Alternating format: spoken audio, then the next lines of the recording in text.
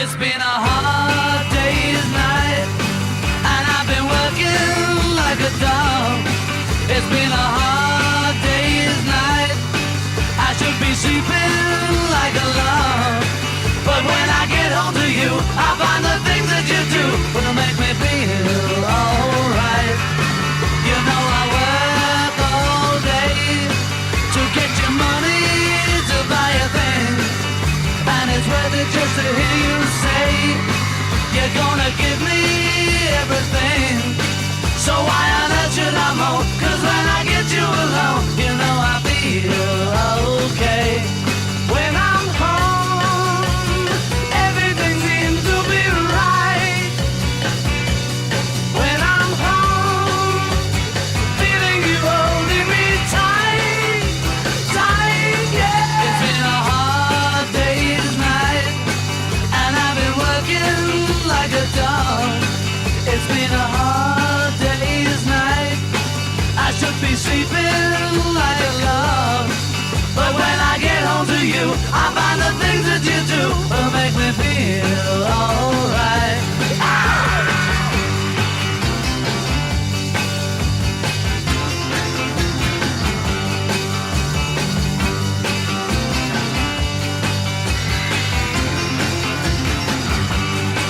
So why on earth should I moan? 'Cause when I get you alone, you know I feel okay.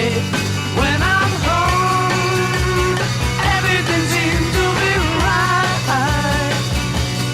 When I'm home, feeling you holding me tight, tight, yeah. It's been a hard day's night, and I've been working like a dog. It's been a hard day's night, I should be sleeping like a log. But when I get home to you, I find the things that you do will make me feel alright. You know I feel alright. You know I feel alright.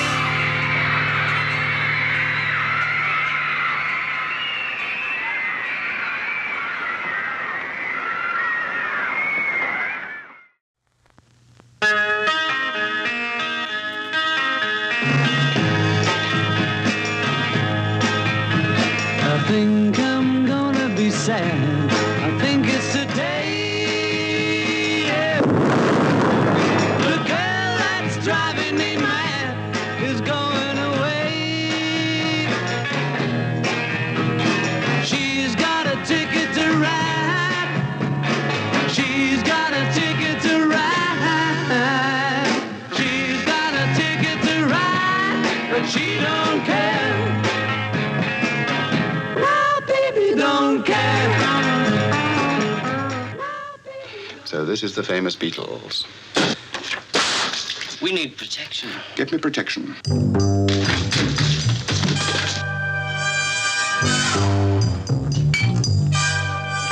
People. Fool. The ring. She's not wearing the sacrificial ring. In the name of science, I demand that ring. They expect me to cut my finger off. So the police are extended, giving the famous protection for which we are justly proud in this country, for a finger, eh? Hands up. Hands up. Quick, quick.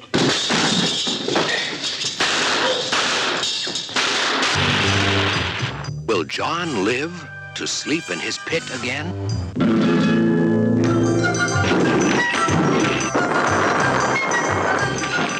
Will Paul ever get back his electric organ?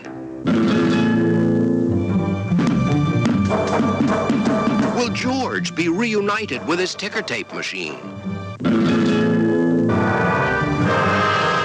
And Ringo, will he ever play the drums again? Help! I need somebody. Help! Not just anybody. Help! You know I need someone. Help! I was younger, so much younger than today, but I never needed anybody's help in any way. Help me if you can, I'm feeling down. I do appreciate you being around.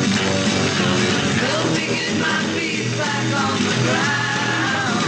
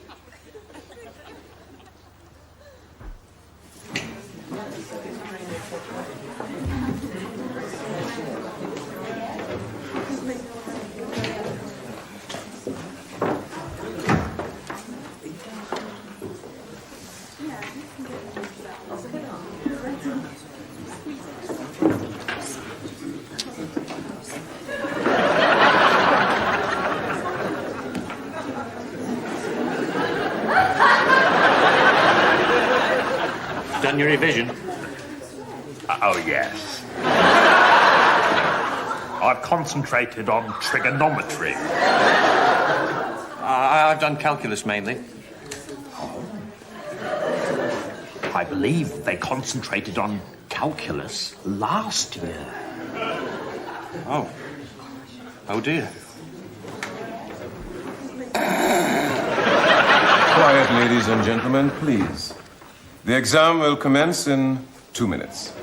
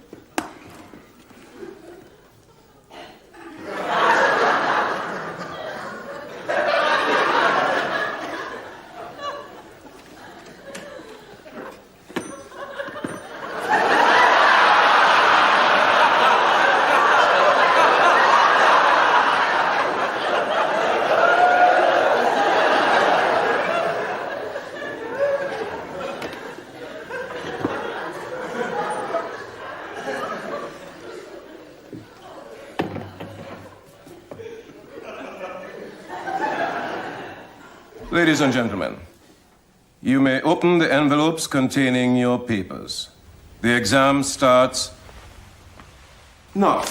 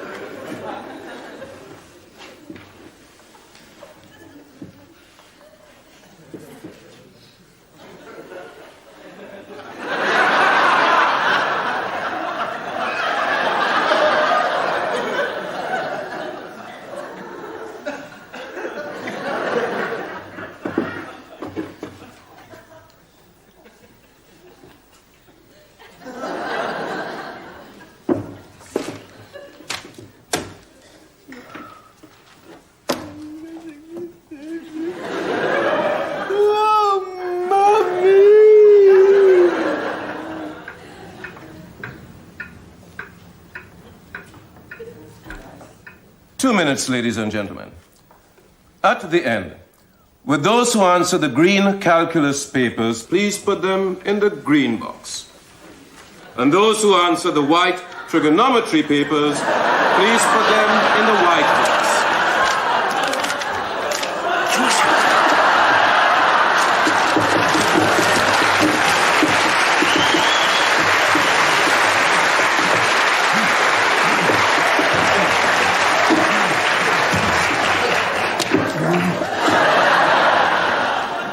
Stop writing, please. I said stop writing. Will you stop writing?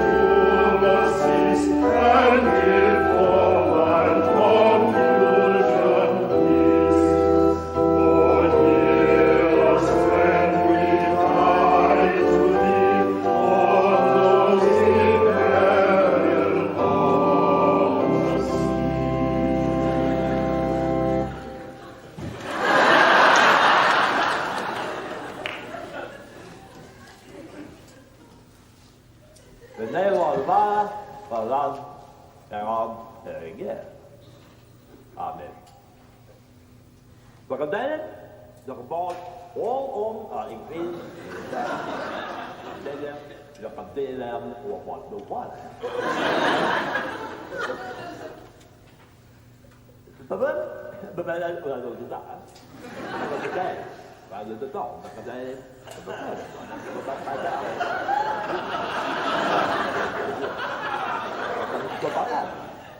but then, there is a different war where you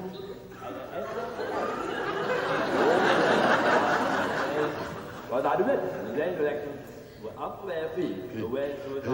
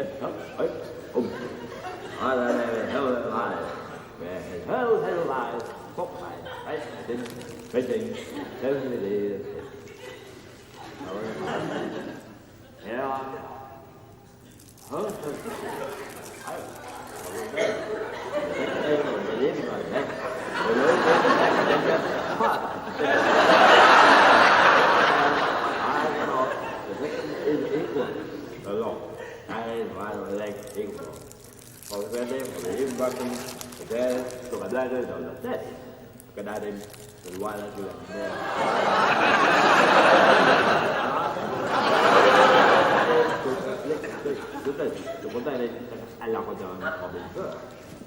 Thật hết hả? Tôi khai ra rồi thôi hả? Rồi, thế đừng hút đi, em uống. Nó theo, đó, rồi thế rồi hết, rồi đánh. Rồi ấy đi thôi, rồi bắn, rồi đây,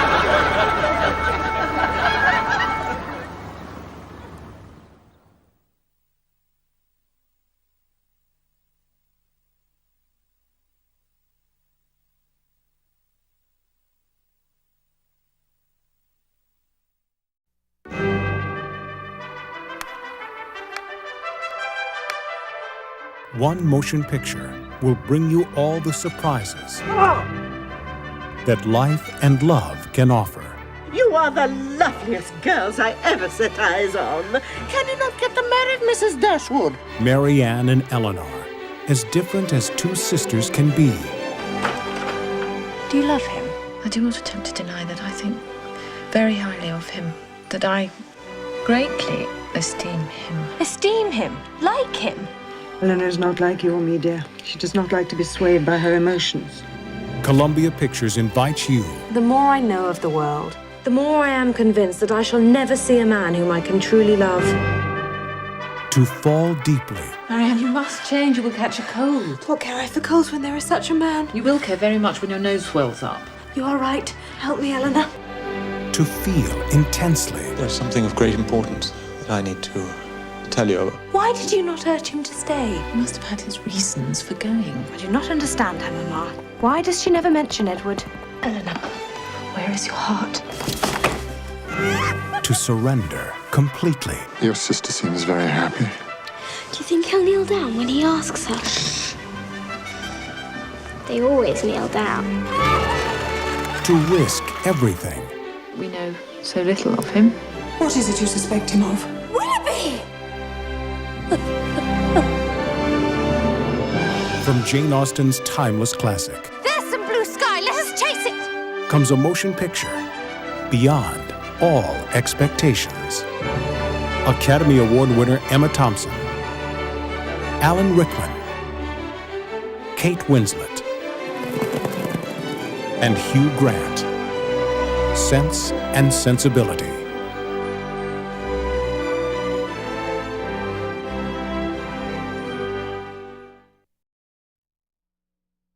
A man cannot call himself well contented until he has done all he can to be of service to his employer. For 30 years at Darlington Hall, Stevens the butler has lived a life of perfect order in a perfect world. Now, his world is about to change. Well, no gentleman callers allowed, of course. What I do find a major irritation are those persons who are simply going from post to post looking for romance. No offense intended, of course. Oh, and none taken. Columbia Pictures presents a new film from the creators of Howard's End. What happens within this house during the conference could have repercussions on the whole course that Europe is taking. I understand fully. In a life devoted to service. A first-rate housekeeper is essential in a house like this where great affairs are decided. You don't like to have pretty girls on the staff, I've noticed. Might it be that our Mr. Stevens fears distraction? You know what I'm doing, Miss Kenton? I'm placing my thoughts elsewhere while you chatter away. There could be no room for questions. You do realize that over the last few years, his lordship has been the most important pawn that the Nazis have in this country. It is not my place to be curious about such matters. You're saying that Elsa and Irma are to be dismissed because they're Jewish? We have no choice. It's regrettable, Stevens, but there it is. If those girls go, I shall leave this house. No place for feelings. You're extremely important to this house, Miss Kenton. Am I? Yes. Yes. I have something to tell you. But how long can love wait? My friend, he has asked me to marry him. Oh, damn it! In the remains of the day. It's not scandalous at all. It's just a sentimental old love story. Academy Award winner Anthony Hopkins. Yes. Academy Award winner Emma Thompson. James Fox. Christopher Reeve. The remains of the day.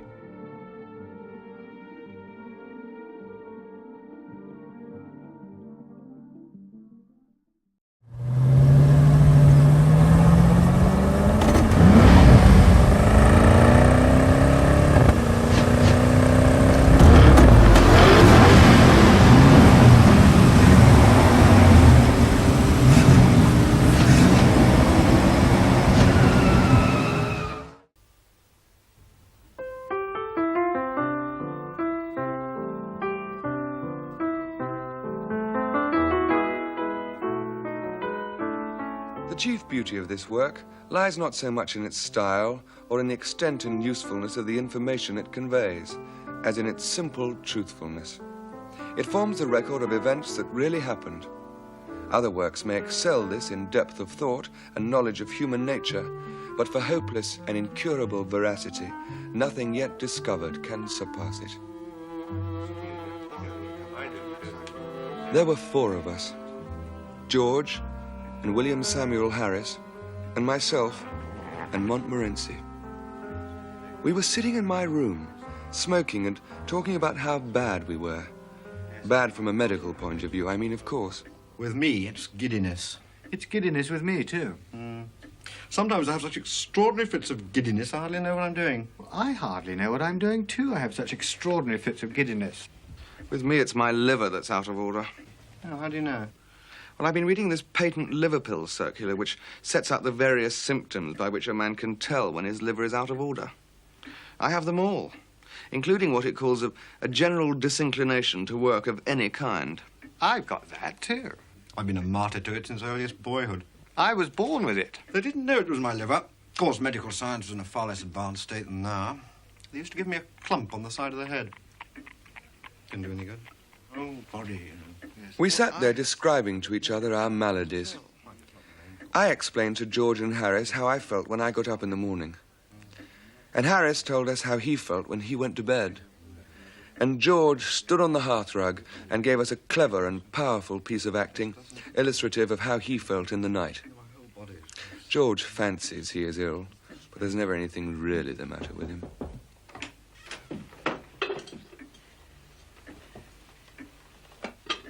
Mrs. Poppins. Supper? I suppose one should try. A cousin of mine, who is usually described on the charge sheet as a medical student, once told me that something in the stomach often keeps disease in check. Steak and onions and rhubarb pie.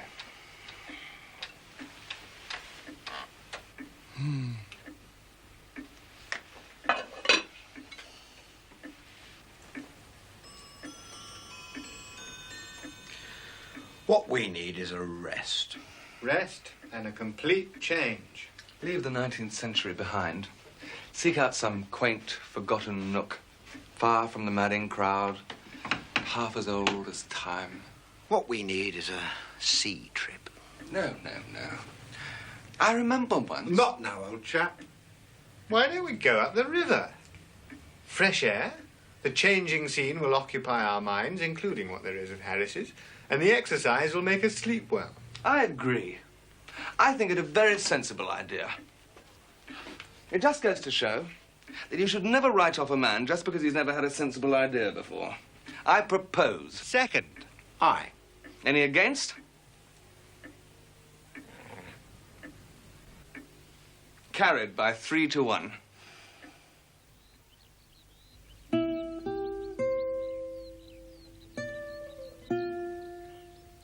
The Thames, couched in that green and golden valley, winding and whispering, singing of strange old tales and secrets as it flows under the fair canopy of England's sky through England's history. Our little boat, borne along on sun-dappled waters, through shady woods and blazing fields. How about when it rains? That's Harris all over. When George is hanged, Harris will be the least romantic man in the world. We had arranged that George, who goes to sleep at a bank from 10 till 4 every day except Saturday, when they wake him up and put him outside at 2, would join us when we got up the river to Shepperton. Meanwhile, Harris and I and the Gladstone and the small handbag and the 2 hampers and the big roll of rugs and some overcoats and mackintoshes and a melon by itself in a bag and a Japanese umbrella and a frying pan which wouldn't go in anywhere in Montmorency arrived on our way to the Kingston train. The 11:05 for Kingston. 11:05 for Kingston, number 2, sir. Number 2? That's the Windsor Loop. You want number 1, sir? Number 1 is the Reigate stopping, so I hear. The 11:05 for Kingston. Oh, yes, indeed. Well, I was just talking to a man who said he'd seen it on number 3. He was almost positive about that. Otherwise, there's a body of opinion which leans toward the eye-level platform for the Kingston train. Though, in my opinion, sir, that is the Southampton Express.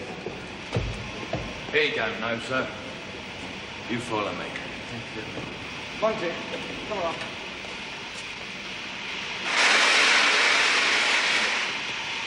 I'm sorry to trouble you,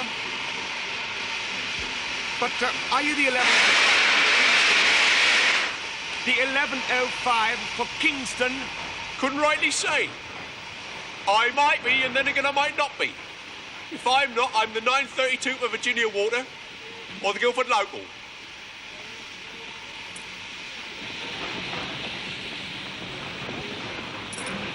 Could you please be the 11:05 for Kingston? Well, some trains got to go to Kingston, innit? Thank you very kindly, sir. 11:05 for Kingston it is. Thank you very much.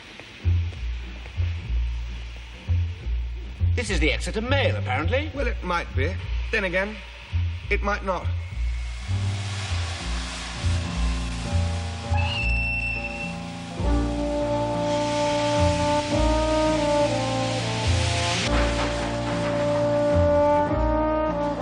And so, the railway system which has made England the envy of the world brought us to Kingston.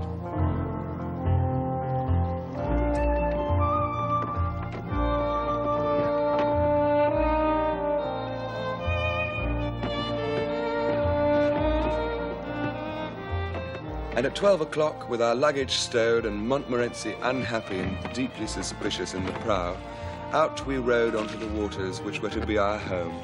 We hoped up as far as Oxford, though the possibilities for digression along the Thames are infinite.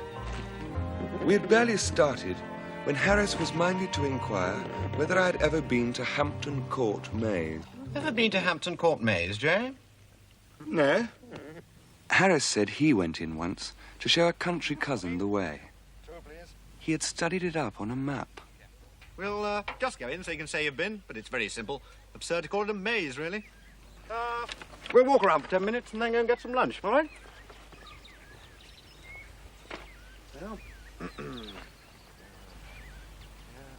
They met some people soon after they got inside who'd been in there for 3/4 of an hour. Morning. Want to get it over with? You can follow me if you like. I'm going in and coming out again. That's very kind of you, sir. Everybody's welcome. Just keep turning to the left. Thank God you've come, sir. We're just about living up hope, sir. This way. And bit by bit, they picked up all the people who were in the maze, including a woman with a baby who had been in there all morning and insisted on taking Harris's arm for fear of losing him. Turn left, round here. Round here. This way. Harris kept turning to the left. This way.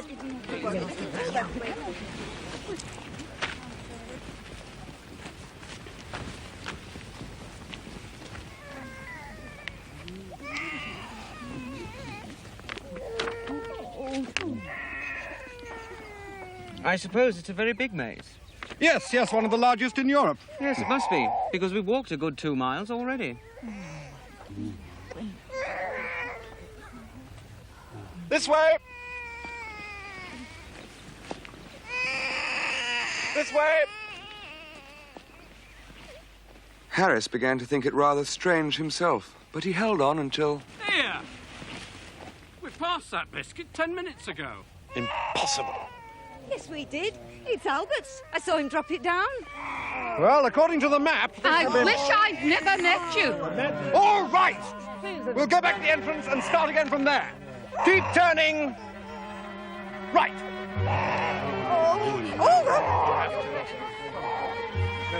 And so, after turning right a good deal, he found himself... And here we are. In the middle. In the... middle. Oh, just as I... Harris thought at first of pretending that that was what he had been aiming at.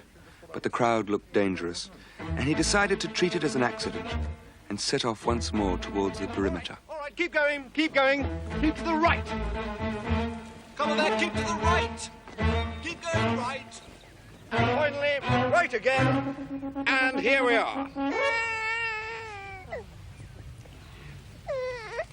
Albert and I will stay here. You go on. Madam, I advise you to follow me. We're all right. You can pick us up on your next time through. You silly old baggage. Here. Who do you think you're talking to? All right. Anyone who wants to stay here for the rest of the day is welcome. I'm going home now. The optimists of the party kept dwindling faith with Harris. The pessimists remained in the middle and were swiftly vindicated. Harris got his map out again, but the sight of it seemed to infuriate the mob. They told him to... Go and curl your hair with it! And to... Go and stuff it! Away somewhere. You monster! You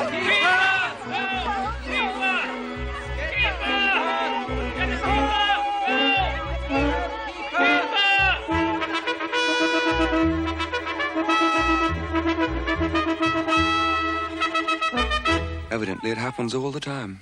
It really is an awfully good maze. We must try and get George into it on the way back. Good idea. Incidentally, I'm quite willing to let you scull for a bit if you want to. Don't want to be selfish about it.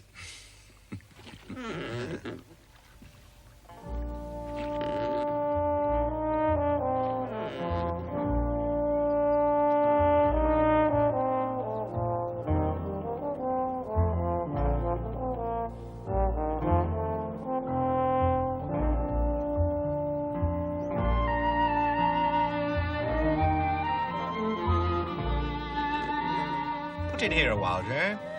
Here? Why? It's Hampton Church. I want to see Mrs. Thomas's tomb. Who's Mrs. Thomas? How should I know? She's just a lady who has a funny tomb.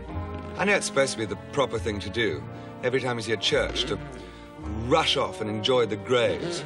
I don't hold with it as a form of recreation. Anyway, we haven't got time. I have looked forward to seeing Mrs. Thomas's tomb since the moment this trip was proposed. In fact, I wouldn't have come but for the thought of seeing Mrs. Thomas's tomb. This is just morbid extravagance. I'm sorry. Well, what about the Scold's Bridal at Walton Church? I must see the Scold's Bridal. We have to get the boat up to Shepperton by tea time to meet George. Oh, hang George! Why couldn't he get the day off? What use is a bank anyway? They take all your money. When you want to write a cheque, it's refer to drawer. Damn nerve. I'm going to withdraw my account. I'm going to get out and have a drink. There's some lemonade in the hamper. I said a drink, not your Sunday school slops. Lemonade, raspberry syrup. They're poison. Dandelion and Pull on your burdock, line. ginger beer.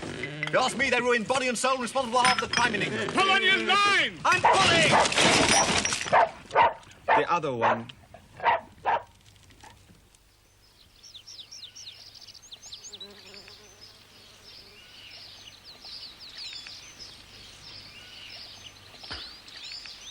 I say, this is the life, isn't it? Rather Sorry if I was a bit touchy back there. touchy. When? Wasn't I a bit touchy about George and Mrs. Thomas? Were you? I didn't notice. Very kind of you to concern yourselves, eh? Not at all. Good egg.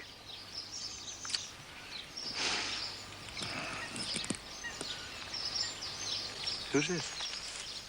Do you know you gents are trespassing? What does he say? He wants to know if we know we're trespassing. I'm not sure I've given the matter sufficient consideration. We haven't given the matter sufficient consideration. But, if you give us your assurance that we are indeed trespassing, we would without hesitation believe it. Well, I tell you are trespassing.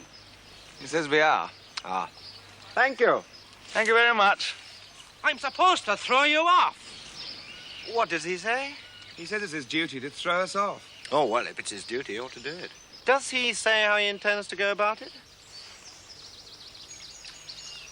No, he's taciturn on the subject. I shall tell the master, then come back and throw you both in the river. He only wanted a shilling. He must make quite an income, blackmailing weak-minded noodles.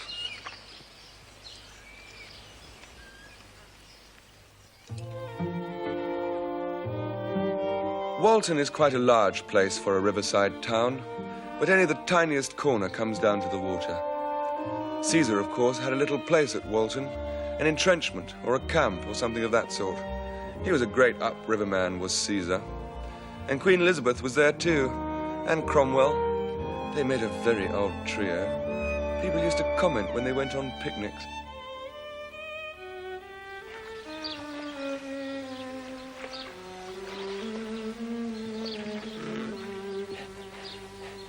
The first thing we saw at Shepperton was George's blazer on one of the locked gates. Hello, Harry! Jay! And closer inspection showed that George was inside it. What's that? A frying pan? No! They're all the rage up the river this season. Everyone's got one. It's a banjo.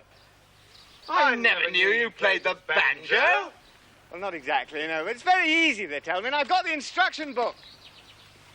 Good.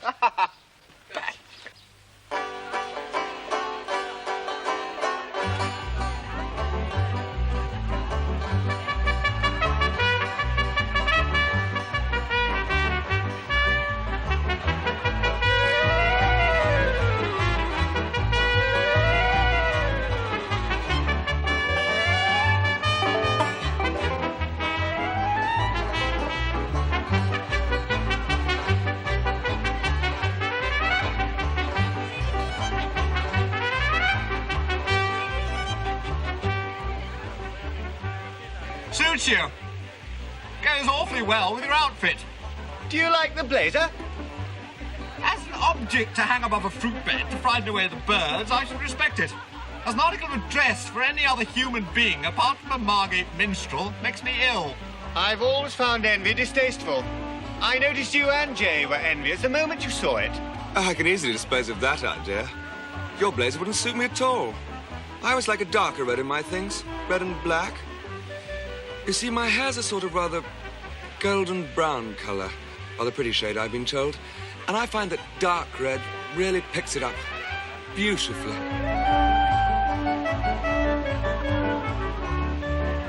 I always stick to yellows and browns. My eyes have an unusual kind of hazel glint. Rather mysterious, has been remarked. I find yellows and browns pick it up. Yes, you don't think your complexion too ruddy for yellow? No, yellow doesn't suit you at all. There can be no doubt about that. You really ought to take some blue and white with a little cream touched in. You really wouldn't look half bad in blues and creams if you kept your hat on. Now, George, on the other hand... Why is George looking like a martyred goose? It must be some girl. Everybody in the lock seemed to have been suddenly struck wooden. All the girls were smiling sweetly, and all the fellows were frowning and looking stern and noble. And then at last the truth flashed across me. I leant with careless grace upon the hitcher, in an attitude suggestive of agility and strength, and threw an air of tender wistfulness into my expression, mingled with a touch of cynicism, which I'm told suits me. Hey! Look at your nose! Look at your nose! George, I think there's something wrong with your nose. You three with the dog! Watch your nose! Oh, it's our nose! It's our nose!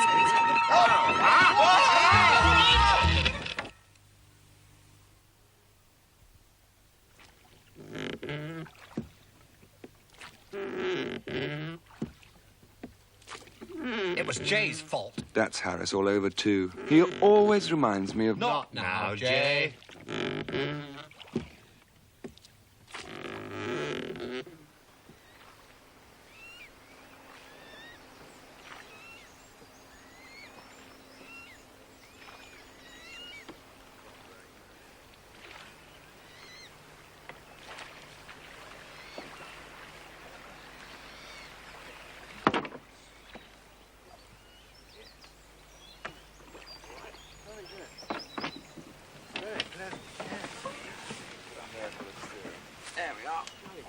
We found a very pleasant nook under a tree, a little below Magna Carta Island. And with hardly any difficulty, prepared the boat for the night.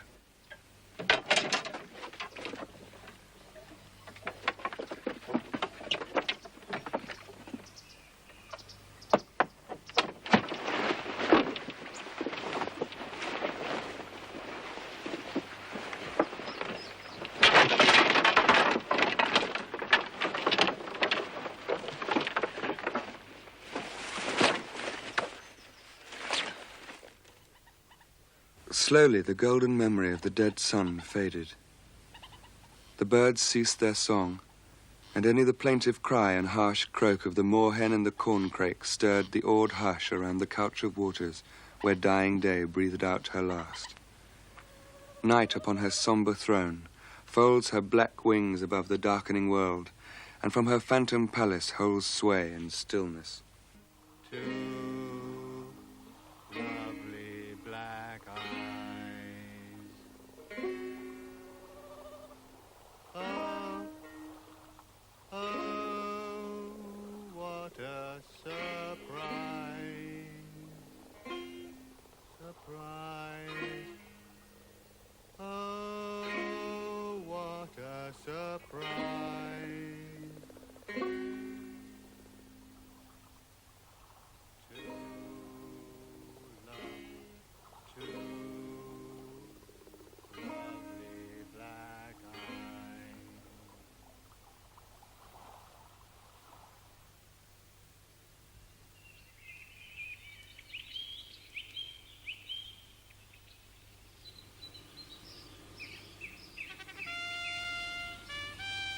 King John had slept at Duncroft Hall, And all the day before, the little town of Staines has echoed to the clang of armed men and the clatter of horses on its rough stones.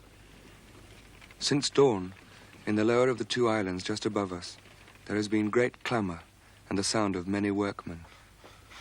In the great pavilion brought there yester-eve, carpenters are busy nailing tiers of seats, and up the slope of Cooper's Hill are gathered the wondering rustics and curious townsfolk, and some say that much good to all the people will come from this day's work. Then, far down the road in the morning sun, a cloud of dust has arisen, and there comes a brilliant cavalcade of gay-dressed lords and knights, and front and rear there ride the yeomen of the barons, and in their midst, King John. The barge is waiting. King John dismounts and takes his seat, and slowly the heavy, bright-decked barge leaves the shore and works ponderously against the current till it grates against the bank of the little island that from this day will bear the name Magna Carta Island. We wait in breathless silence till a great shout cleaves the air, and the great cornerstone in England's Temple of Liberty has, now we know, been firmly laid. What's the matter? Where am I? Runnymede. I'll be down in a minute. I think I'll wear my black lace-up boots. Oh!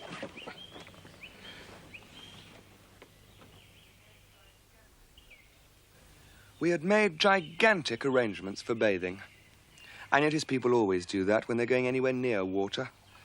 We had packed 3 bath towels so as not to keep each other waiting. Well, who's going in first? I mean, I don't think I ought to go in because of my kidneys. Because of your liver? Liver, yeah. Yes, well, I don't think I ought to go in because of my liver, too. Right. Only for telling them. Oh, well, I think that'll do for today. Oh, what? Ah! No, old Jay's in. He's got more pluck than I thought.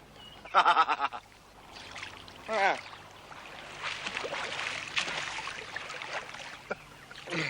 Hey, is it all right? It's lovely. Lovely. Wouldn't have missed it for worlds. All it wants is a little determination. Oh, that's better. Oh, damn it, my shirt's gone in. Oh, dear, oh, dear. Well, I don't see what's so very funny about it. It's gone. Oh, dear, oh, dear. Oh, dear, oh, dear.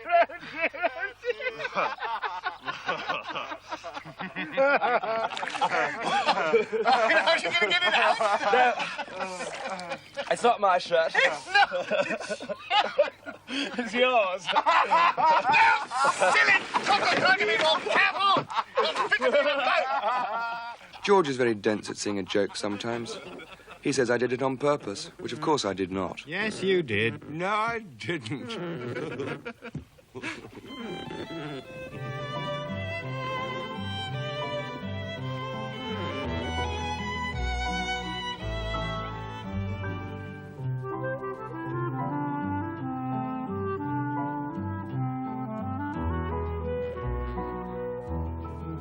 We'll have a light lunch and eat properly tonight. There's some hard-boiled eggs.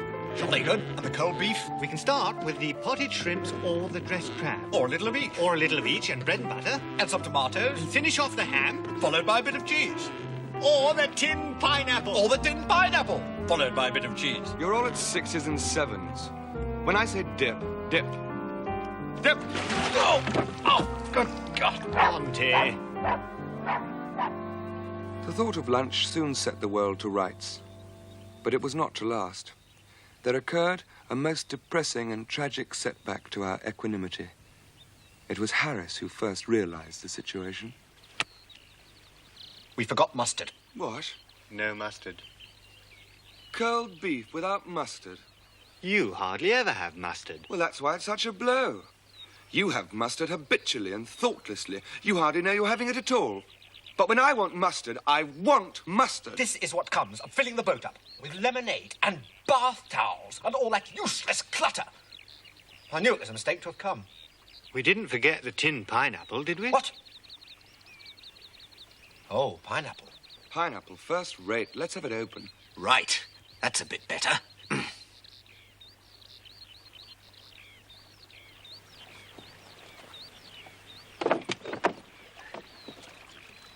Nothing quite like tin pineapple. Puts fresh pineapple in the shade. It's the juice. It's more of a syrup, really. It's not exactly sweet. It's not exactly bitter. It's the way it's not exactly crunchy, and yet it's firm and clean tasting. Where's the opener? Well, I'm almost sure we've got one.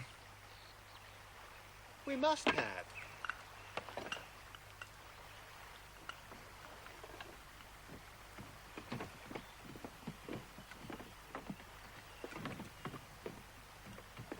You were supposed to bring it. It was supposed to be in here with all this lot.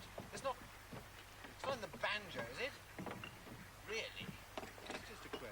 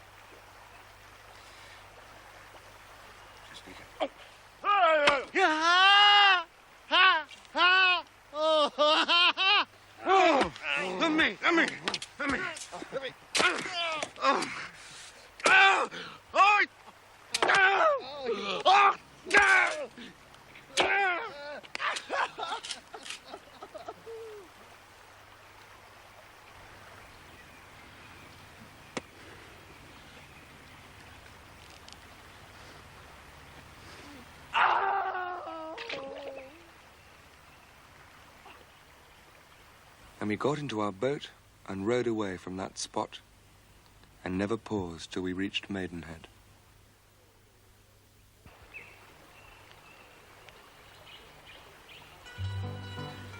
Maidenhead is a town of showy hotels, a snobbish place for the river swell and his overdressed female companion, patronized chiefly by dudes and ballet girls. The London Journal Duke always has a little place at Maidenhead, and the heroine of the 3-volume novel always dines there when she goes out on the spree with someone else's husband. Maidenhead, too, is the witch's kitchen which harbours that deceptively charming demon of the river, the steam launch.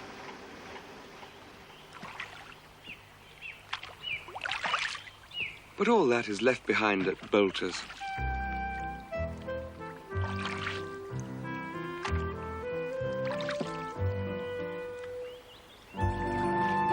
Between Bolter's and Cookham locks is perhaps the sweetest stretch of all the river. Cliveden woods still wore their dainty dress of spring and rose up from the water's edge in one long harmony of blended shades of fairy green. It always makes me feel, I don't know, it makes me feel... Like a drink. It makes me feel like a drink, too. Yes. It's the exercise, the fresh air. It's the rowing, the breathing, yes. All that fresh air and exercise. It makes me feel as though I've got... Yes. It makes me feel as though I've got... a bit of wind. That's it. I've got it, too. I've been a martyr to it from earliest boyhood. I was born with it. No, no, no, Harris, a breeze. Hmm? Oh, good heavens. Shh, don't say anything. By Jove, I think it's in our favour. Quiet, man, they'll hear you. Act casual.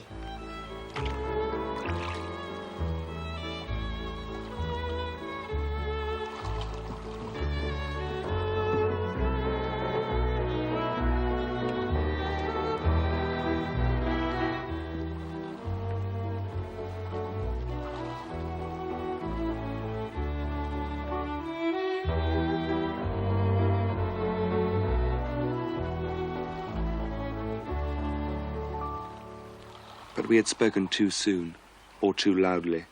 Or perhaps they had spotted George's blazer. Or they were having sport with us. As flies to wanton boys. Luff to leeward, idiot. Why are you taking the sail down? Tack. Watch the trees. Luff. Where's the wind? And so we went on to Marlow and put up near the church.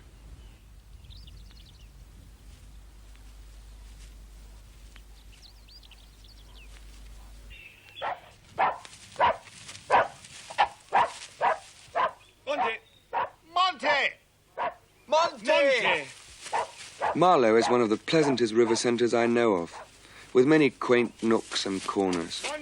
William the Conqueror seized it to give to Queen Matilda ere it passed to the Earls of Warwick. Percy Bysshe Shelley lived a year in Marlow in 1817, and here wrote The Revolt of Islam, with its touching dedication to his wife. So my summer task is ended, Mary, and I return to thee, my own heart's home. The toil which stole thee so many an hour is ended, and the fruit is at thy feet.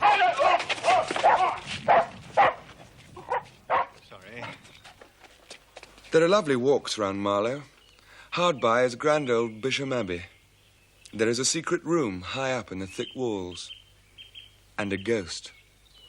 That of Lady Hobby, who beat her little boy to death for not doing his homework properly. And in Bisham Church, she kneels piously among her other children who did do their homework properly. Except for one, who did not live to walk to school.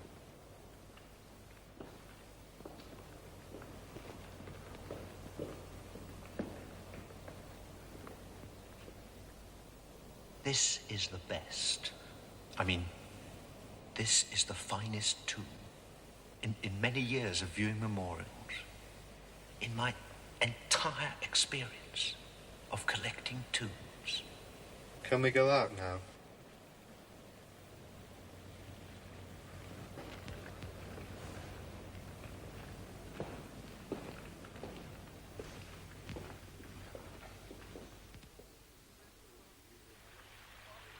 We spent the morning revictualling. Our departure from Marlow I regard as one of our greatest successes. It was dignified and impressive without being ostentatious. By the time we had finished, we had as fine a collection of boys with baskets as the heart could desire, and our embarkation must have been as imposing a spectacle as Marlow had seen for many a long day. Where's the bread? Just put the bread just alongside Drinks the... here, Harry. Where do you want these? Drinks, yes, drinks up the front there. We'll put the drinks in first, and we can put things on top of them, I think. Where are the pies? Let me see, sir. Was yours the steam launch or the houseboat? No, it was a double-sculling skiff. Steam launch, indeed. I hate steam launches. I suppose every rowing man does.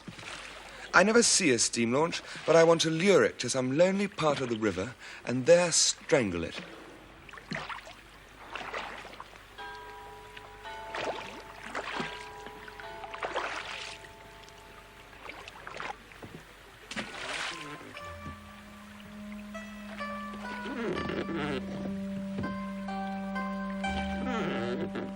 No longer where the woods to frame a bower with interlaced branches mix and meet, or where, with sound like many voices sweet, waterfalls leap among wild islands green, which framed for my lone boat a lone retreat of moss-grown trees and weeds, shall I be seen, but beside thee, where my heart has ever been.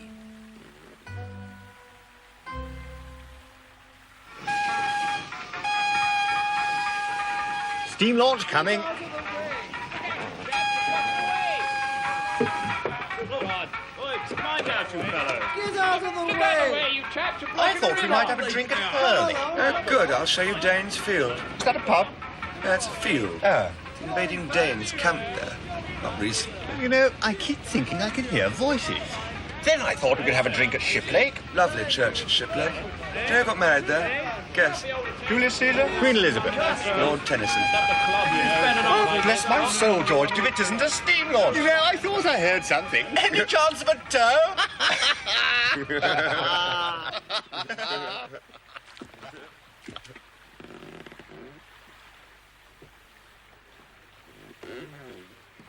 Medmenham Abbey once sheltered the notorious Hellfire Club. It stands on the site of a Cistercian monastery of the 13th century. The monks wore rough tunics, ate no fish, meat or eggs, rose at midnight for Mass, and passed the day in total silence, a mode of life which might, if not overdone, be a benefit to some of us, especially Harris, who not only eats fish, meat and eggs at every opportunity, but often talks at the same time. Why isn't the kettle on, George?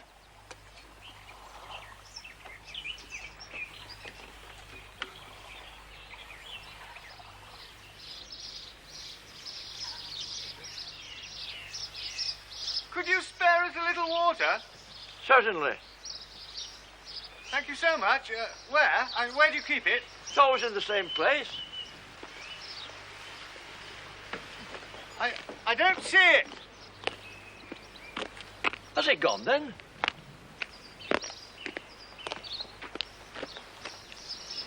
It's still there. We can't drink the river, you know. It's dangerous. I'm sorry to hear that. I've been drinking it myself for the last 15 years. It's all right if you boil the water. Are you sure? Oh, yes. The germs are killed by the boiling. They're little crawly things called bacilles. Bacilles? Yes. Can't stand the boiling. Drives them wild. Man said he'd drunk it for 15 years. How did he look? Not well, but he didn't boil it. I need this. What's that? What's what? Floating in the river. A dead sheep.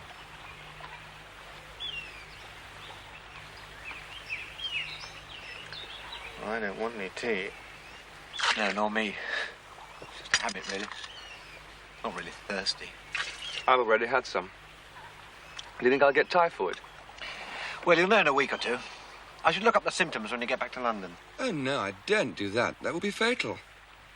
I remember once looking at a medical dictionary to read up the treatment for hay fever. Not now, old chap. And I began to study diseases generally. I turned to some devastating scourge or other, and before I had glanced half down the list of premonitory symptoms, it was borne in upon me that I've got it. In despair, I turned over the pages, came upon cholera, and discovered Cholera? that I'd got that too. I must have had it for months without knowing. Beginning to get interested in my case, I decided to go at it systematically. I started at ague, which I was relieved to find I had only in a modified form and might live for years. Bursitis, gout, impetigo and mumps I had evidently had since boyhood, and by the time I had plodded through to zymosis, the only malady I could conclude I had not got was housemaid's knee.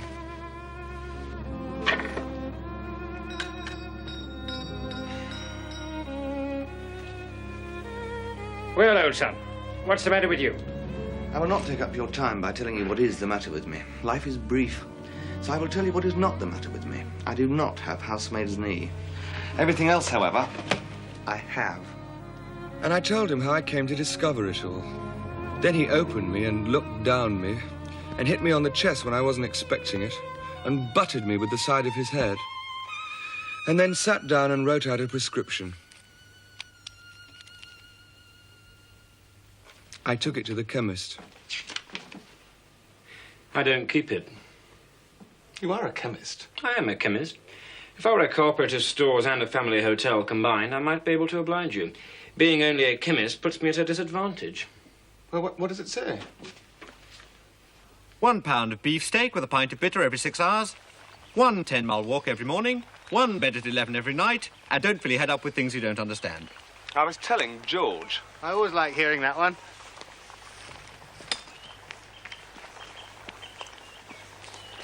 Have you ever done an Irish stew?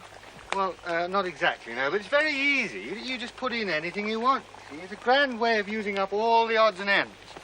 Bit of bacon, vegetables, eggs, tinned salmon. In fact, anything that comes to hand.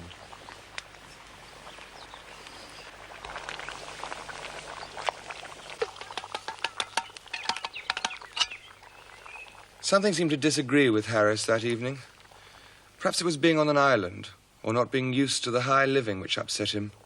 For myself, well, I don't know when I've ever enjoyed a meal more. Jolly good.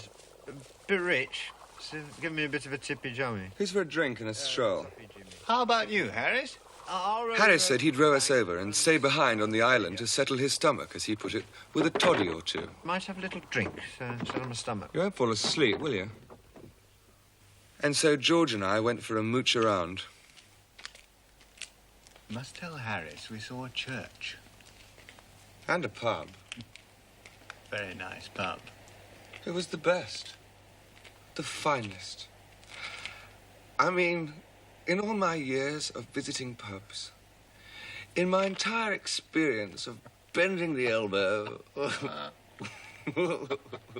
He's a card, Harris. Harris! Harris! It had been arranged that we were to shout when we returned, and Harris would come over from the island to fetch us. Harris!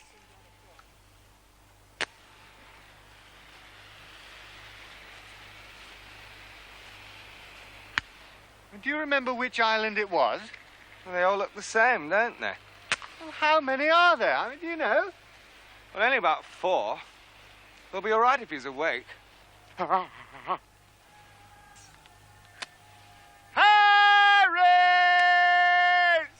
Harris! Harris! Harris! Harris! Harris! What do you think the dog would hear? Harris! Harris! Harris! Monty! That's it. I'm going to stay exactly like this until the morning. I don't know where we are. I don't know where Harris is. I'm going to die anyway. I'm not going to move anymore. Hang on. What was that? Harris? Harris? Harris? Harris? Harris!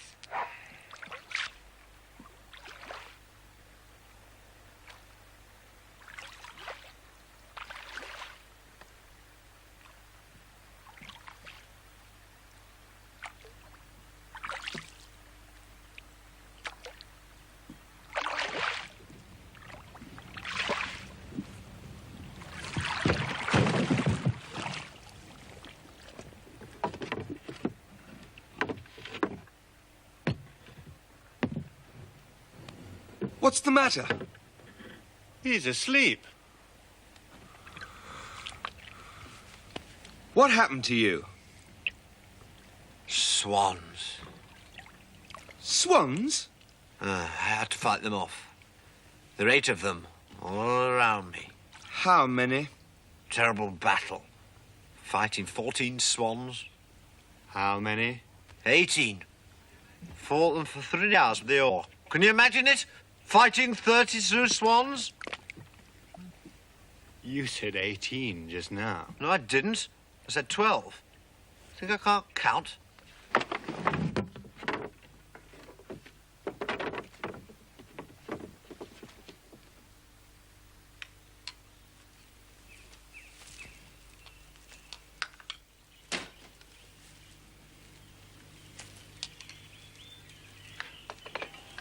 What should we have for breakfast?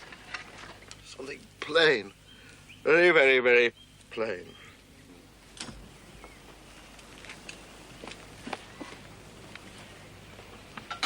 What was all that last night about swans?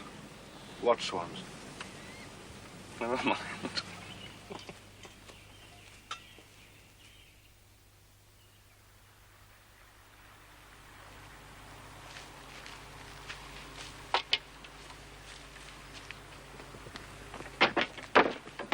My turn to steer. You two take the sculls. It's about time you and Jay did a bit of work for a change. Fancy George talking about work. Have you ever seen him work? Certainly not on this trip. I don't see how you'd know. You're asleep half the time. You ever seen Harris fully awake except at mealtime? Honesty compels me to say no. Well, I've done more work than you.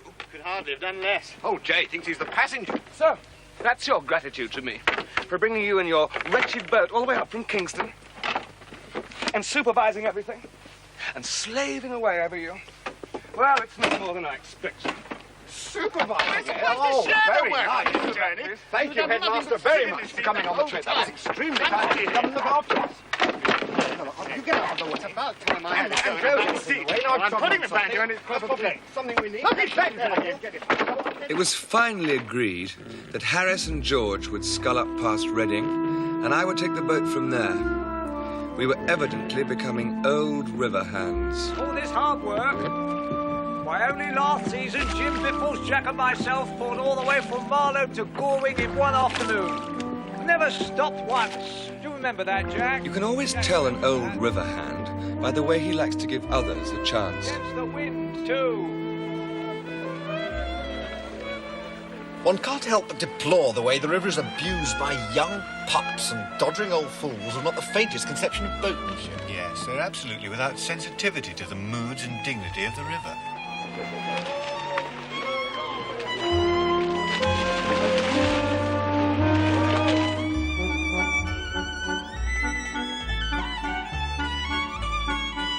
Not to mention spooning nincompoops who think the place is some kind of floating tea dance.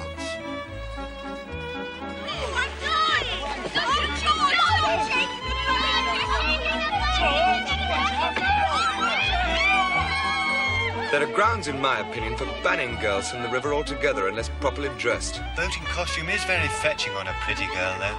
Yes, well, I've got nothing against girls as such.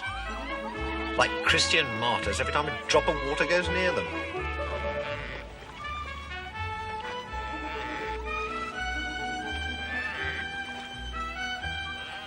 They're awfully useful on picnics. No, they're not.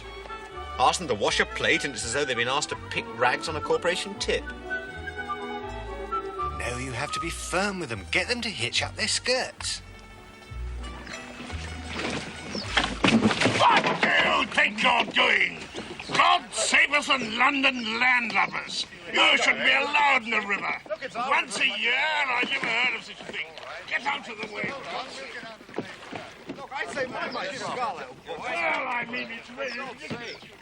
Thank you very much. Thank you.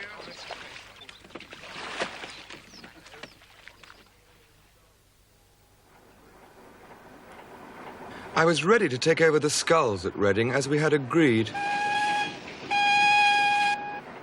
All right, all right.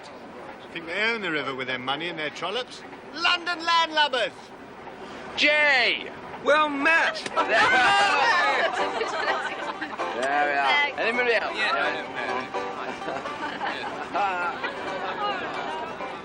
I say, this makes a nice change. I prefer it myself to rowing.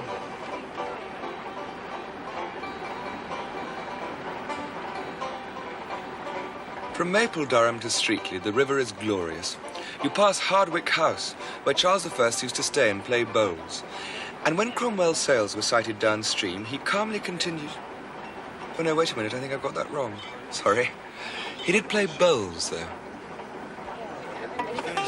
Once you get the rake, now you just put your hand, that's it, a little higher.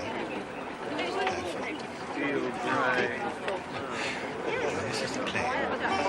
This is strong.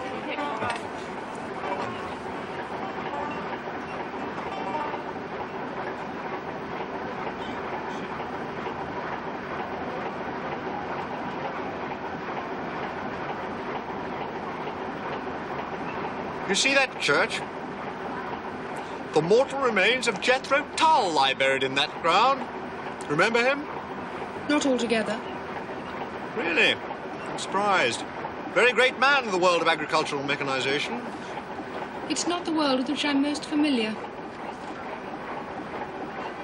George, the inventor of the seed drill lies yonder. Good heavens. That's it. Oh. This is my family. Quite simple, really. Now, here's the thing. Gatehampton Railway Bridge. One of Brunel's 3 brick bridges across the Thames. George? Yes! Brick Railway Bridge. Jay doesn't want you to miss it.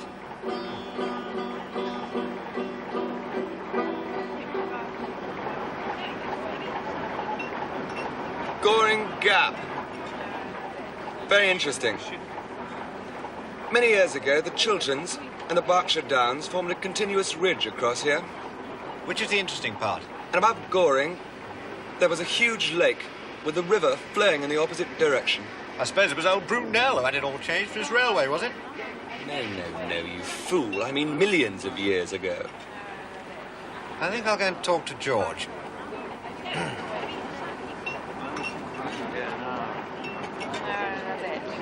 Well, if you shift it. Steamboat's coming!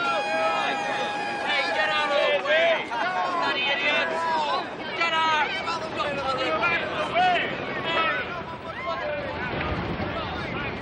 It's really most annoying the way these wretched little boats get in one's way. Something ought to be done about it.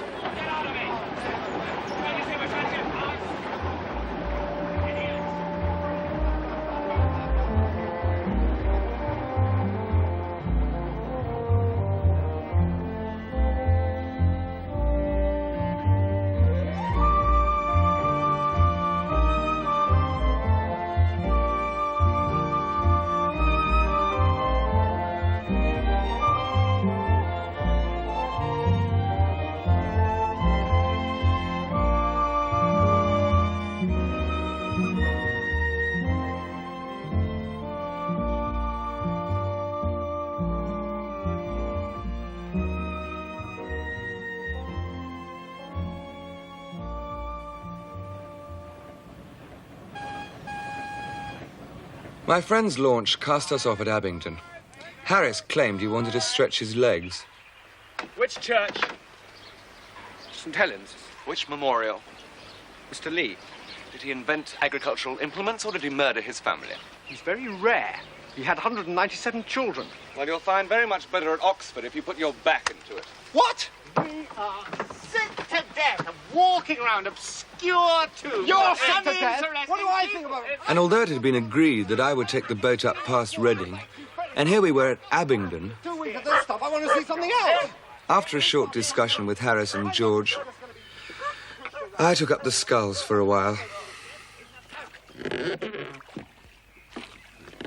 And then they pulled us up the last stretch to Oxford.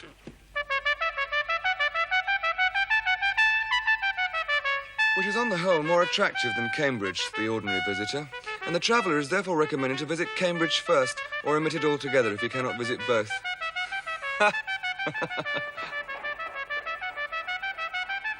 The Baedeker guide is quite right. I am an Oxford man too. I mean, in spirit. But for circumstance, Now, the architecture of Oxford. Another thing about Oxford is that it offers a judicious proportion of congeniality, cultural tradition, and cloistered contemplation, which sustains many people at Oxford for as much as 3 years. and prepares them for the harsh realities of the outside world. Parfait anglais, voyageant sans dessin. Voltaire was quite right. Voltaire. What he said about the perfect Englishman, aimlessly voyaging. And, of course, ignote errare locis. No, Voltaire was a froggy. That's Latin. Of it, the delight of wandering in unknown places. Good day. Tu quoque. What did I tell you? Audigar hos jus, autar thuot anicon. What did he say? I said, Jove cannot please everyone, either by making it rain or stopping it.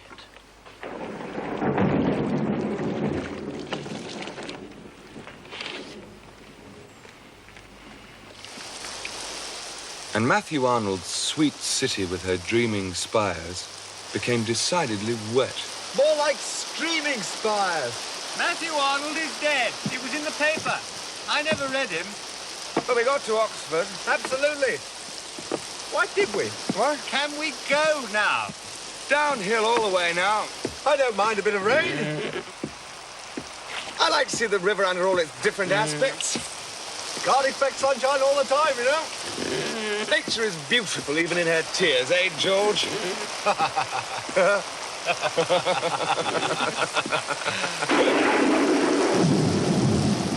Sandford Lock is the deepest on the river. Here's one for you, Harris. Sandford Lock. 2 men drowned just here. Without leaving their boat. The field pie's a bit wet. Pie's a bit wet? Here you are, Montmorency. Oh, you see, even the dog knows when he's had enough.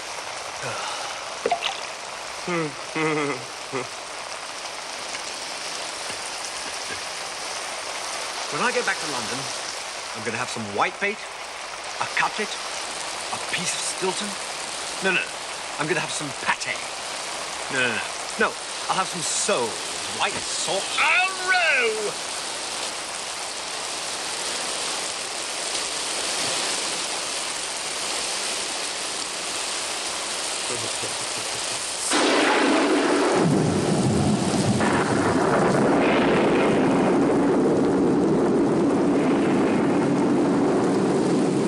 One thing we all agreed upon from the beginning was that we would go through with the job.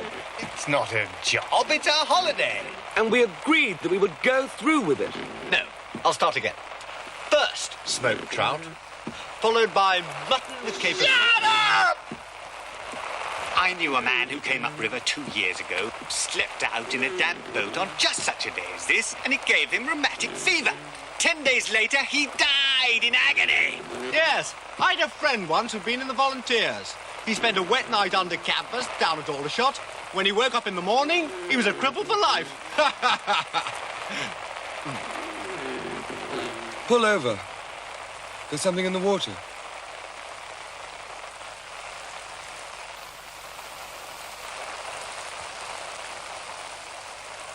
It was the dead body of a woman. It lay lightly on the water, and the face was sweet and calm. Of course, it was the old, vulgar tragedy. She had loved and been deceived, or deceived herself. She had wandered about the woods by the river's bank, and finally stretched out her arms to the silent stream that had known her sorrow and her joy. And the old river had taken her into its gentle arms, and had laid her weary head upon its bosom, and had hushed away the pain. God help her, and all other sinners, if any more there be. Only for telling the man he was wrong. Too lovely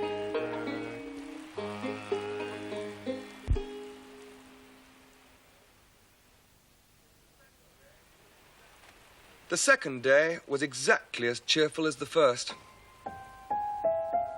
You know, it's almost a pity we've made up our minds to contract our certain deaths in this floating coffin. Well, there are only 2 days more and we're young and strong. We'd make it over it all right.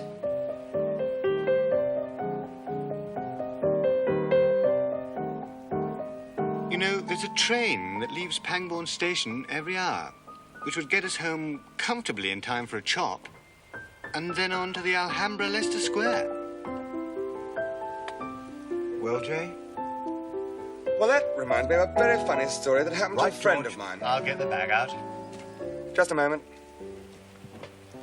Did you say the Alhambra? We did. Preceded by a little French dinner somewhere? Just so. With perhaps a bottle or two of Burgundy? Undoubtedly. Well, why didn't you say so? Now, George, I'll do the packing. You sort out where we can leave. And so I brought our expedition safely home. Or near enough. We deceived the boatman at Pangbourne. We left the boat and what it contained in his charge, with instructions that it was to be ready for us at 9 in the morning. If anything unforeseen should happen to prevent our return, we will write to the hotel with instructions. Thank you very much. Come, Monty.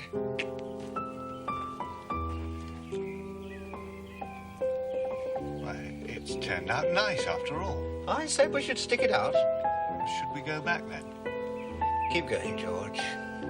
Goodbye, Thames. Yes, it's not a bad old river. Come on, Montmorency.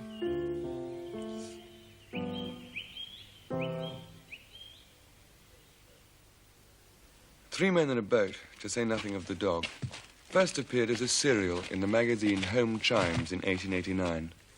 I intended there to be some humorous relief, but the book was to be the story of the Thames, with its scenery and history. I decided to write the humorous relief first, but it seemed to be all humorous relief, and most of the serious stuff which I managed to get done was promptly thrown out by the editor. I did not have to imagine or invent. Boating up and down the Thames had been my favorite sport ever since I could afford it. I just put down the things that happened. Harris was Carl Henschel. I met him first outside a theatre at the door to the pit. We thought he was going to end up as Lord Mayor, but the Great War brought him low. He was accused of being a German. In fact, he was a Pole. George was George Wingrave, who subsequently became a bank manager. I met him when lodging in Newman Street, and afterwards we shared in Tavistock Place, handy for the British Museum reading room. I wrote the book at Chelsea Gardens. I was just back from my honeymoon and had the feeling that all the world's troubles were over.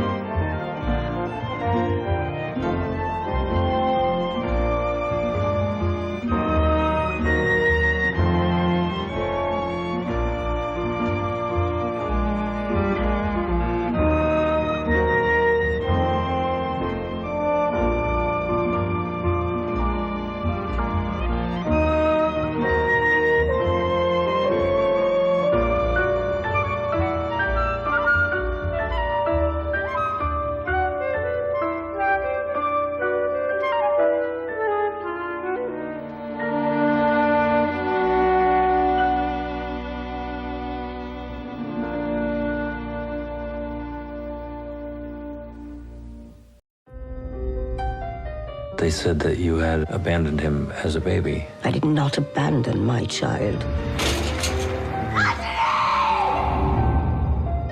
He'll be 50 today. Who is it? Your wife tells me you think you're mildly depressed. Well, I got the sack. I'm unemployed. Yes, but it wasn't your fault, was it? That's why I'm depressed. This is Martin Sixsmith, used to be the BBC's man in Moscow, became a spin doctor for the government, and it all went a bit tits up. I always say, you know, if you shovel shit for long enough, eventually you're going to get some on your shoes. Yes, you got it on your head. How do you manage that? I know this woman. She had a baby when she was a teenager, and she's kept it secret for 50 years. And what you're talking about would be what they call a human interest story. And I don't do those. Why not? You think I should do a human interest story? Hello, you must be Philomena. I think what they did to you was evil. I don't like that word. No, evil's good. Story-wise, I mean. I was going to ask you if it'd be possible not to use my real name when you write the story. What about Anne? Anne Boleyn. It's a lovely name. Well, somebody had that. We're going to have to use your real name, Philomena. I'd feel more comfortable if I could speak to Philomena in private. You're a journalist. Well, I used to be. Martin's a Roman Catholic. Well, no, I used to be. There are avenues we can pursue in America. I'm getting the royal treatment, Martin. I feel like the Pope. Champagne or Bucks Fizz? Oh, no, thank you. It's free. Oh, I say, you have to pay for everything on Ryanair. Look at the view. Wow. I only want to know if he's all right. What if he died in Vietnam? Or what if he was obese? What on earth makes you think he'd be obese? Because of the size of the portions. I met him. Where? At the White House. Did you remember anything he said? Hello. Hello. Hello. Might have been hi. Oh, Martin.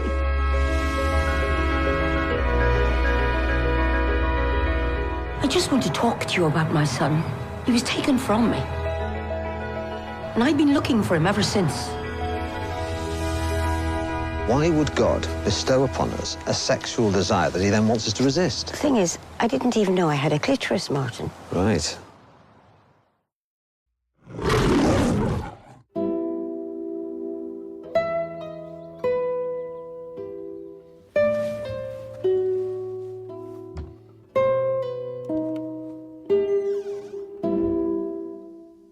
Who's this? Pardon me? That's not my father. Oh, we've taken the wrong one. God, I hate funerals, don't you? They're just so depressing. Just the whole, I don't know, it's just the death and everything. If there's anything I can do, Sandra. Oh, don't put your hand there, dear. You'll leave smudge marks. Are you okay? I'm a bit nervous. We're on our way to a funeral, you wanker! Don't you have any respect? Okay. Calm down. Can I get you a cup of tea? Tea can do many things, Jane, but it can't bring back the dead. We can't fight what we had together. Justin, it was one night. It was a massive mistake. I was drunk out of my mind. You could have been a donkey. So what are you doing next weekend? Have one of these. It'll make you feel better. The Valium you gave to Simon wasn't actually Valium. It's an hallucinogenic concoction. I must be going mad. Why are my hands so big?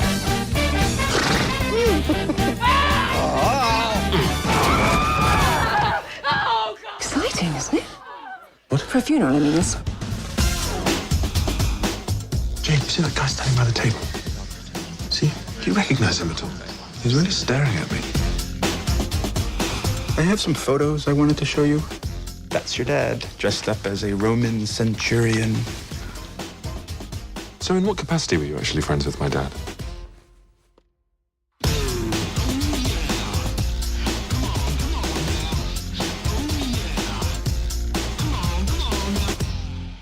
Oh, God. Daniel, I was just telling George here how when we were boys together, your dad used to love to make us all go skinny dipping.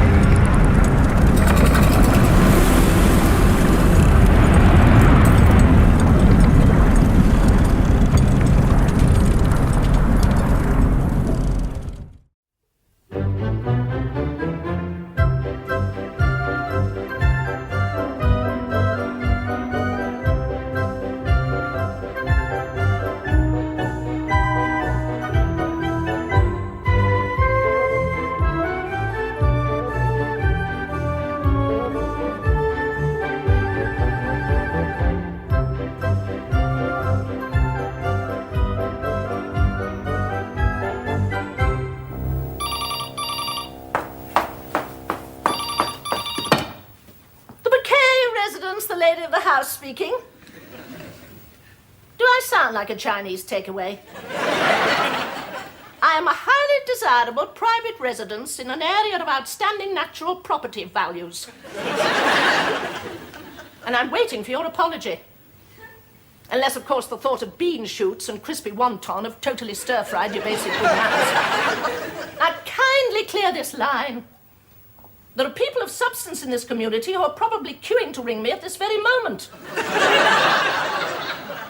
Your suggestion is noted, but I see little practical merit in having the telephone up my jumper. I've just been insulted on my own telephone.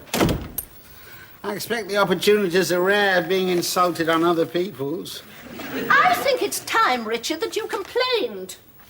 About what? About these wrong numbers for the Chinese takeaway. You must ring the ambassador. What ambassador? The Chinese, of course. I don't think it's really his province. Then what's he here for? Well, probably for more than that. They're a very ancient civilization. Oh, Richard, don't just sit there. Get directly inquiries. That's it. Finished. No more men. Enough's enough. In the end, they all deceive you. After all I've done for that swine, to leave me for another woman, I don't care if she is his wife. Well, it's over. I've learnt my lesson. I only want one. I wish you'd find yourself a nice, steady bloke. Give your hormones a chance to settle. Stop living on your nerves. And my fags. My hormones have settled. I've finished. No more men. Swine. He swore he'd love me to the end of time. I didn't realise he meant closing time. Go on, then. Read me some book. I love you, he said, lifting her gently onto the balcony. Oh, Jeremy, she said. Oh, chuffing heck.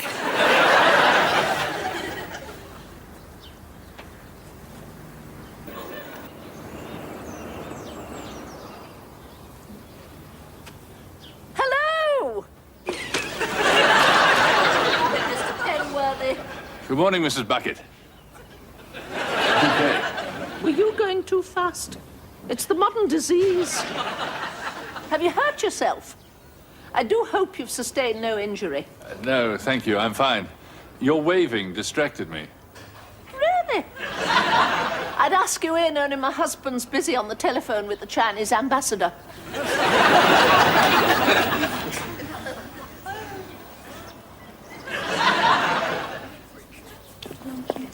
I wonder if I might ask you not to cough or sneeze too loudly. My husband's on the telephone with the Chinese ambassador. They're a very ancient civilization.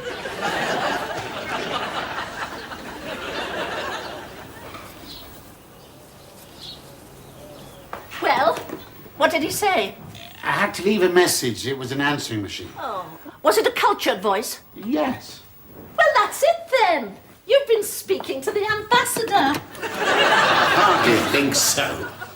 Now, don't contradict me, Richard. It's very tiring. You ought to be very pleased that you're on chatting terms with the Chinese ambassador. Who is? We are. You left a message on his machine. Therefore, he will ring us back. I must tell my Sheridan.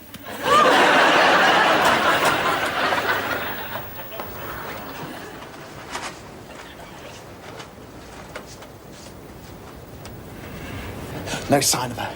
Let's get in the car and away before she spots us. You're getting paranoid about Hyacinth. Which seems a very sensible way to be.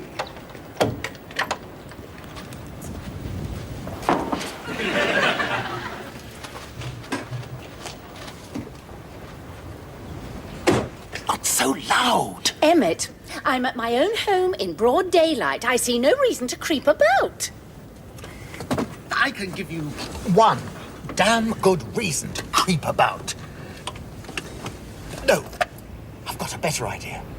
Let's freewheel down the drive and start the car in the street. There isn't any slope. I'll give you a push. Emmet! It's worth it, Liz. Believe me, it's worth it. If she spots us, she'll want to know where we're going. You'll tell her because you can't lie. Why is it? You're a grown woman and you can't lie.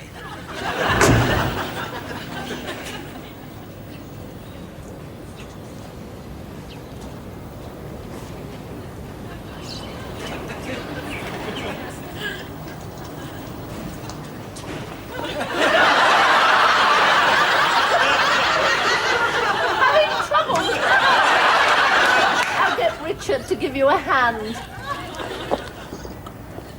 That's if he's finished his diplomatic call. It's all right, Hyacinth. Honestly. No, I won't be dissuaded. That's what friends are for. People are the Lord. Quick, start the car! Let's get through with it. I'll go where there are no men. I'll emigrate somewhere desolate with none of the creature comforts. Scrub that. Too much like home. Men. How can you go on reading romantic drivel when you know what men are like? In this book, they're terrific. Jeremy has hair like golden corn. He's tall and slender, a magnificent figure on a horse.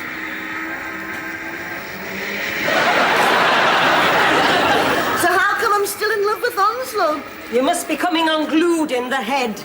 Any more, Cliff? Get them yourself. It's all right, I'll get them. You'd think his hair was like golden corn. Smoky bacon flavour. There's no smoky bacon flavour left! Oh, nice. Could be the alternator. Right. Try now, Liz. Well done, Richard. Yes, thank you very much. Well, it didn't do much, really. Don't be so modest. It was very kind of you. I don't think I did anything, really. Well, you did enough, dear. And now Elizabeth and Emmet can be off to where they're going. Wherever that is. Are you going far? No, not far. Well, it's very mysterious. Is it a very interesting not far? It's just the church hall, Hyacinth. Oh, the church hall. I didn't know there was a function. No, not a function, really. It's just that the vicar asked Emmet if he'd just a bit of music for all the old people. Oh, Emmet, what a good idea. Richard, we better get along, mustn't delay these people. I thought she'd push her way in. I could have sworn she'd want to sing. Well, there you are, you see. You're being unfair to her. I've just had a wonderful idea. You play and I'll sing. For the old people, bless them. How they'll enjoy it. I'll ring the vicar now, and I'll see you at the church hall.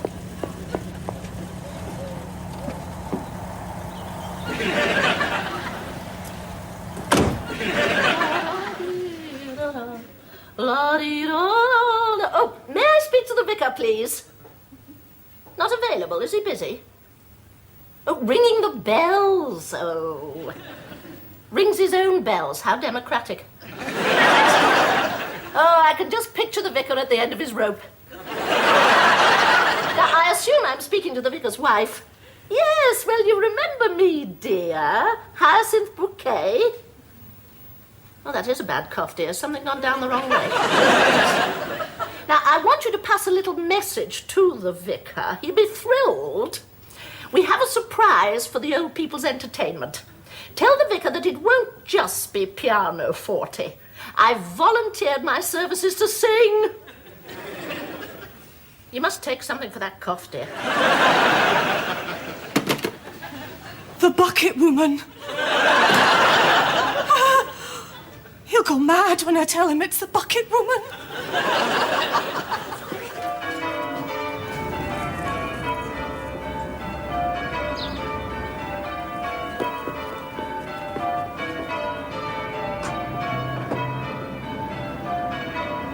The bucket woman?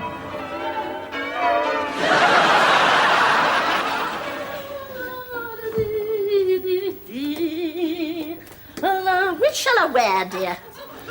Oh, I wish you wouldn't give me that kind of responsibility. You know I value your opinion, Richard. Since when? I'll wear this one. Glad I sorted that out for you.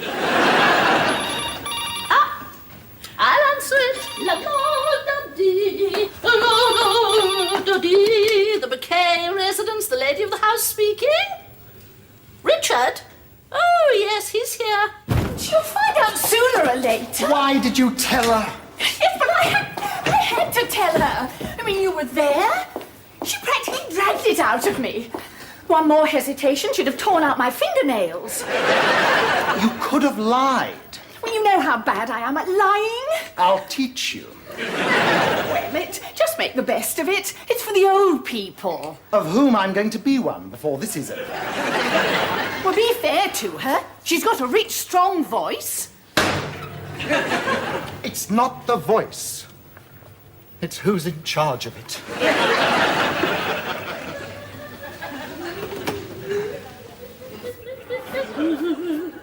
Yeah. Oh, who was it, dear? It was the head of my department. Oh, that's nice, dear. They're thinking of offering some people early retirement. He wants to know how I feel about early retirement. Oh, Richard!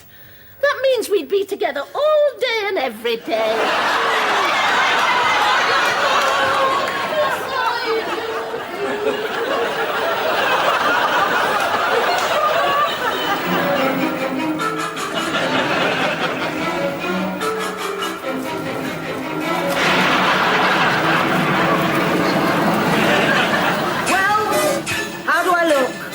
Great. How do I look? Fine. There's only the dog paying any attention.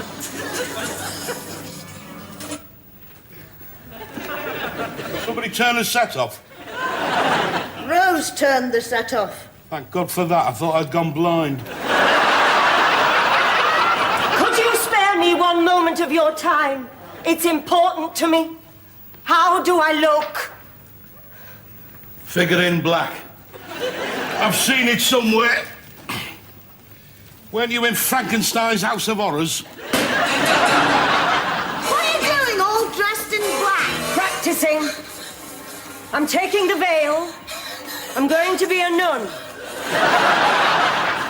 Your skirt's too short. I'll have it lengthened.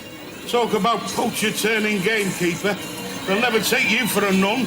They might if I can get a recommendation from a clergyman. You don't even know a clergyman. Oh, I met that dishy vicar at our Hyacinths. The way you threw yourself at him, he'll never recommend you for a nun. You're too emotional, our Rose. Oh, I've taken care of that. I've taken a tranquilizer. Should slow me down to a more religious speed. I hope your brakes don't fail in front of that vicar.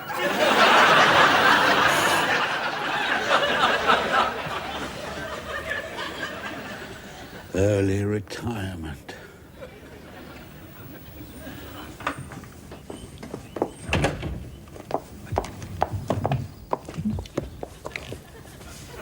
Richard, the door.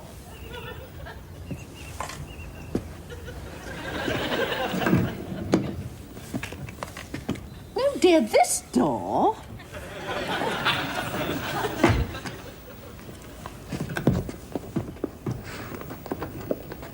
Richard, what on earth's the matter with you, dear? The matter with me? Nothing. Why should anything be the matter?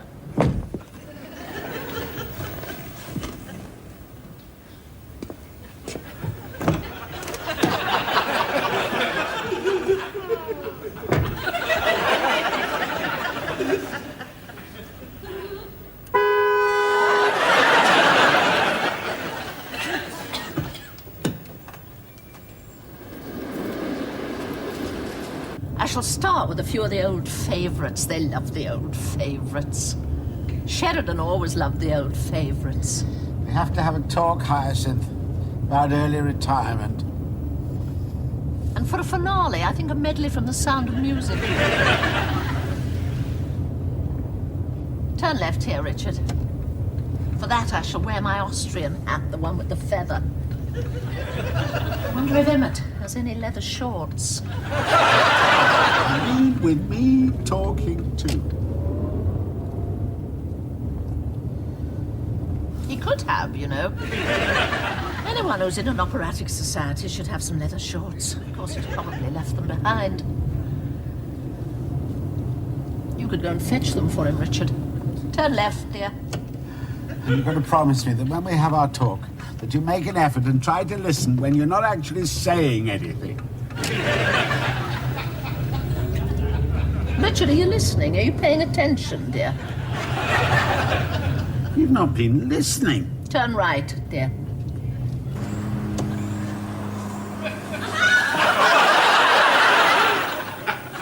What are we doing here? You said turn right. I meant right at the next junction.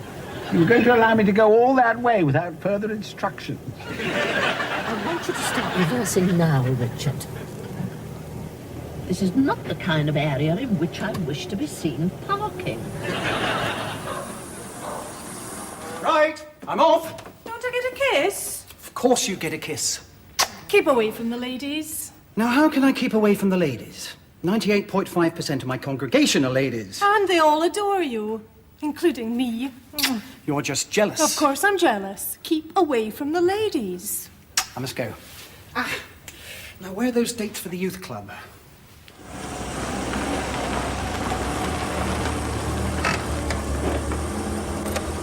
Why the vicarage? I thought you were singing at the church hall. Well, I thought I'd ask the vicar if there were any little favourites he wishes me to include. It's the sort of courtesy he would expect from me.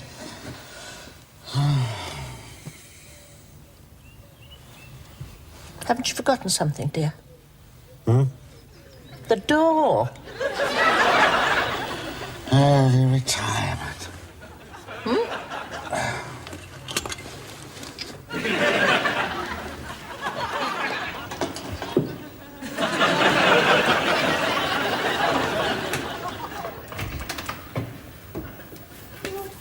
That was quick.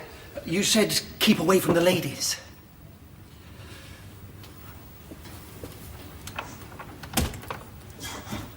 Oh, I see. I meant keep away from all of them, not just that one. Tell her I've been called away. Where to? Vladivostok.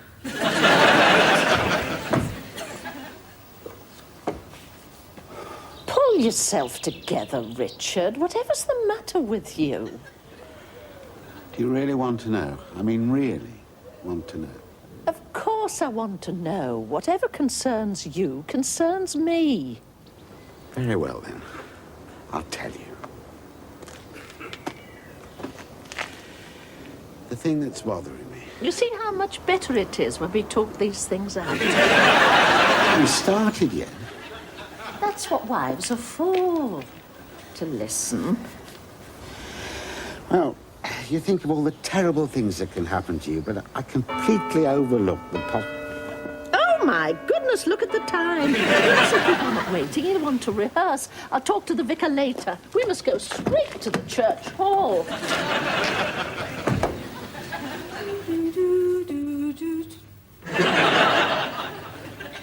You can't hide there all day. You're right, I'd be safer in the kitchen. I'll have another cup of coffee.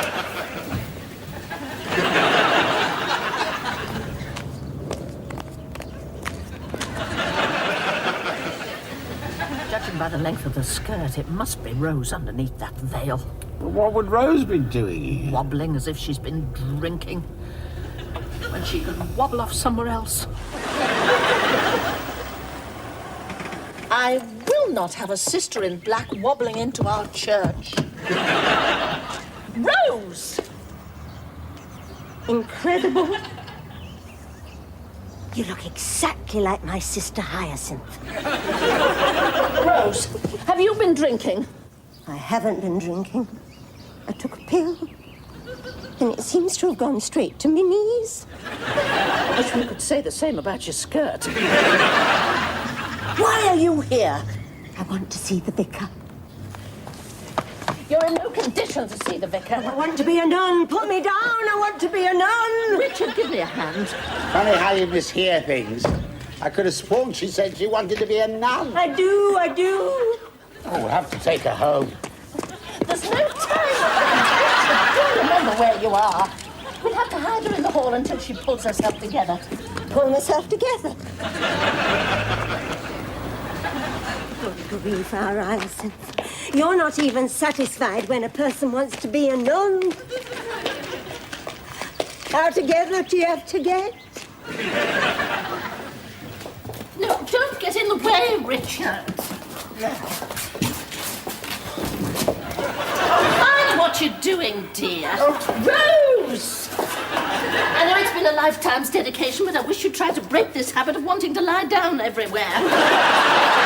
Just try and stay on your feet. Knees! If I'm going to be a nun, I should be on my knees. It's me that'll be on my knees. Oh, Richard wants to be a nun too. She's surprisingly heavy for a short-skirted person. How many pills did she take? I tell you something. This being a nun makes you feel really good. I feel uplifted. Look, pop her in the store cupboard until she gets back the use of her legs. I can't have her sitting like this. Oh, dear. Oh, Hyacinth. Elizabeth, dear, about our little concert. I thought I'd begin with something classical. I think Emmet's already got a programme in mind. Oh, good. And then a selection from The Sound of Music. And finish with Annie, Get Your Gun. I'm not sure that Emmet was quite thinking along those lines. Oh, we love it. Everybody loves my Annie Oakley. You better warn him. Tell him. Richard, how do I look, dear? I keep seeing you as a kind of recurring motif running through my early retirement. That's nice, dear. And the hat, how's the hat? Yes, that too.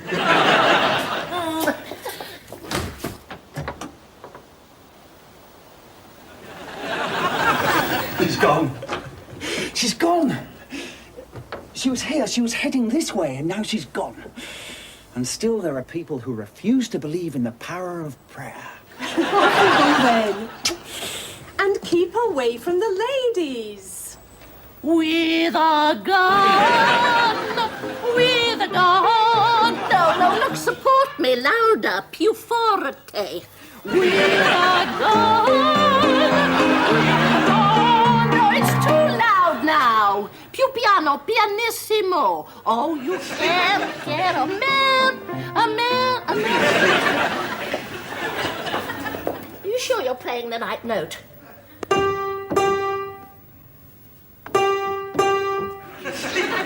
I suppose Irving knew what he was doing. If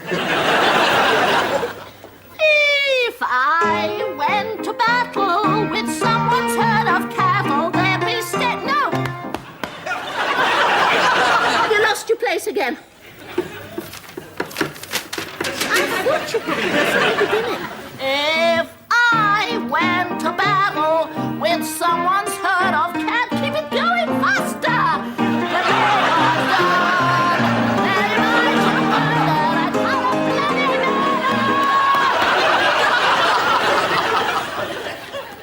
Look, you told me he'd been certificated. Da capo, back to the beginning, please.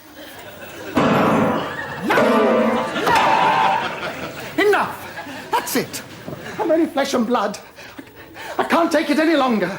Psst. What is it he can't take any longer? The chair. He's got the wrong size chair. He's very particular about his chair. It affects the style of his playing. Why don't you get another type of chair? Take a walk outside. Yes. Yes, I'll get another chair. Oh, shut up! I'm so sorry about the interruption, Hyacinth. Oh, no apology necessary. You don't have to explain to me about the little eruptions of the artistic temperament. I'm the first to understand about the artistic temperament. Richard was saying so only this morning to the Chinese ambassador. Rose! She was in the room with the chairs. Put this down at once. This is no way to begin your vacation. The bucket woman. Ah! expression. It's affected her profoundly. Why don't you play Misty for me? Let's put her back in the cupboard again. She can meditate in there for a while.